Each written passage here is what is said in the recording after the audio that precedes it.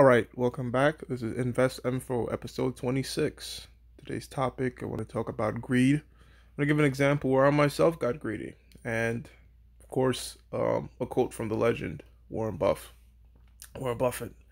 So greed, all right. So greed pretty much in the stock market or any investment decision is when you tend to already made a double on your investment, sometimes tripled, quadrupled your investment, yet you want more.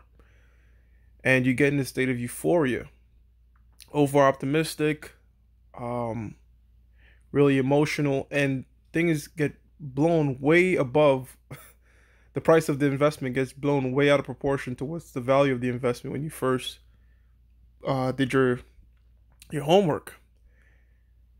And guess what?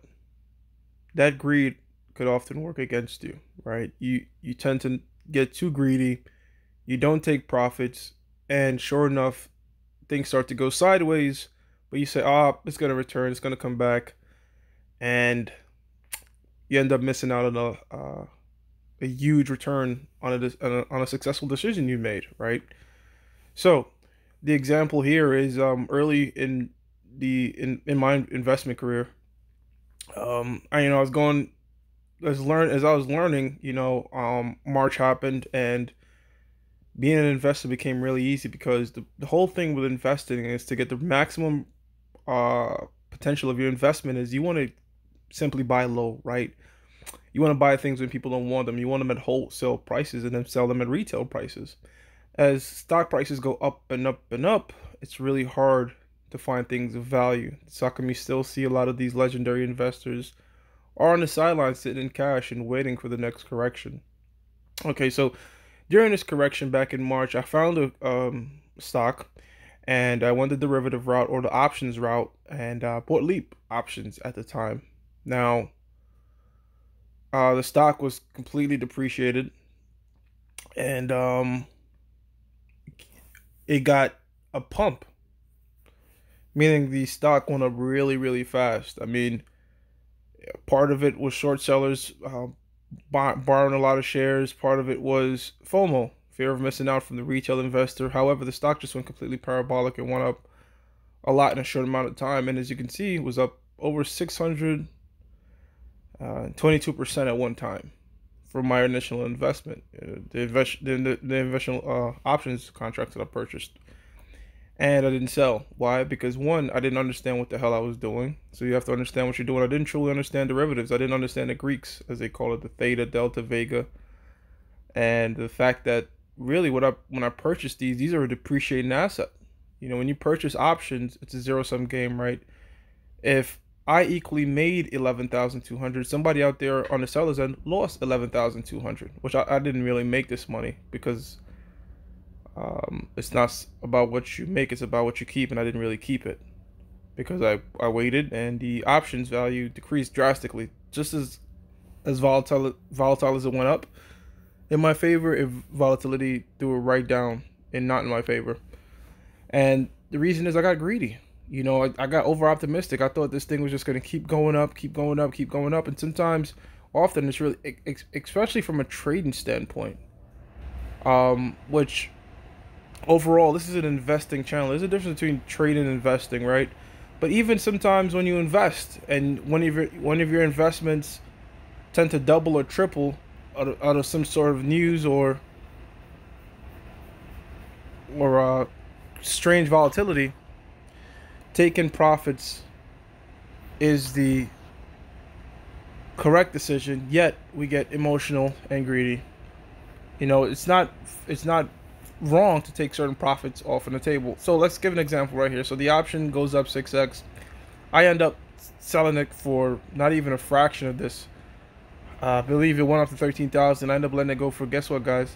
$2,500. So missed out on a lot, and that was really my first major options derivative that just really mooned on me. I didn't know what the heck I was doing. Now, as the market returns and stocks keep going up, I tend to fall back from trading and invest because now time is not a factor of my investment, right? Warren Buffett says time is the friend of a good investment and the enemy of a bad one. So when you buy derivatives or options, the time is not working in your favor. Now, I've also sold derivatives and options, and time worked in my favor, which is something that I recommend. Selling at a price that you wish to leave at, a value that you got the company at, selling a call option on that and collecting a premium, and also selling selling put options. And by the way, Warren Buffett, Phil Town, these guys sell put options at a price that you think that you want this business put to you. And if you're wrong, you collect premium. So those are, I think it's best to be net sellers of options than net buyers. But going back to the point of greed, yeah. So even on the other end of selling put options, on selling put options, I've made a great return, and I got greedy. Instead of taking profits, um, and saying, you know what, you're up 30, 40, 50% in this position, just take the option. You get greedy, you want more, and again, the option worked not in my favor, and end up missing. That was another position, but it's not here. But these things happen so often, guys. So that's how come, as Phil says, we have to know, did this business reach the valuation that we have it at? And if you get that 100%, 200%, 300%, 400%, you take it, and you fall back a bit. Now, Warren Buffett, these guys, they're so large, they don't get in and out of stocks like we do. They're not, as Warren says, not as very nimble. But the longer you hold stocks, especially ones that are bought at bargain and they slowly return back to their intrinsic value, the safer it is. Because then you could take money off the table. And trading has a short,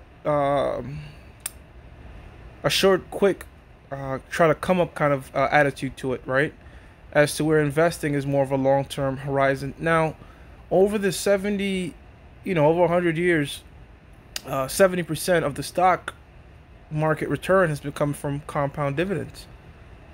So that should tell you that these guys, these investors, these whales, if you will, we're just mere fishes. They have a long-term compounding investment type strategy, and that's how come that's how I want us as investors to think. It's not easy, it's very tempting to want to double or triple your money overnight, and sometimes that can happen, but you could end up having a bit of hubris and thinking you got that through pure skill, when a lot of times, often it's luck. The luck does play a part in this game. And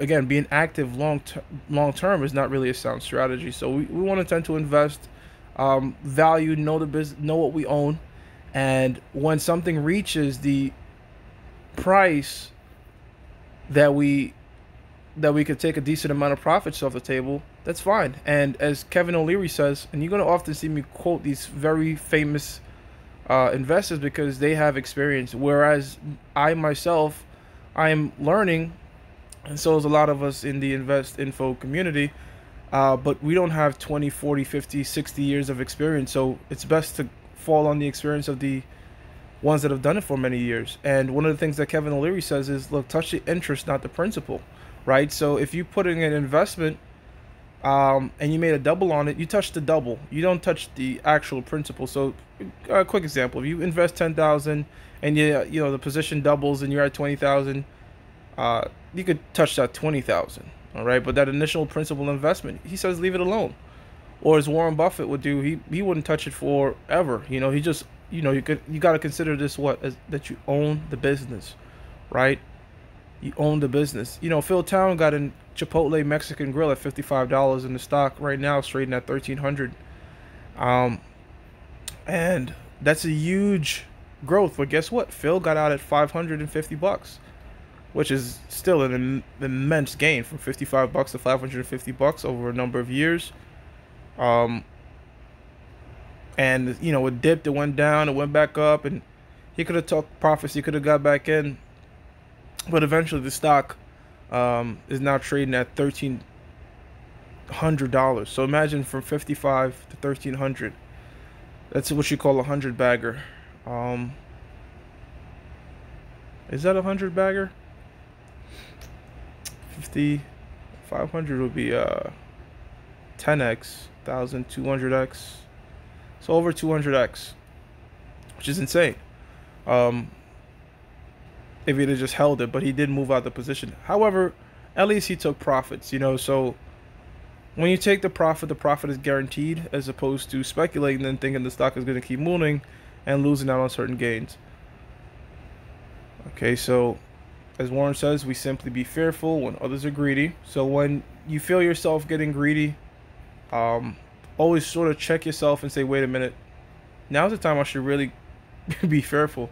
I'm having these dreams of this stock just keep going up. Now I think it's a good time to check myself. And it goes on to say, and to be greedy only when others are fearful. And that's not easy. It's not easy to continually buy when, the stock price keep falling or a position keep falling, unless you really did your homework, and you feel safe. It's you feel safe because you're buying a $5 bill with $1. You see it, you did your homework, even though others don't see it. It's not easy from an emotional standpoint, but if we put our emotions to the side and think logically, we'll see that that style of investing truly requires a bit more skill than luck. All right, so that was it. On greed, be fearful of being greedy.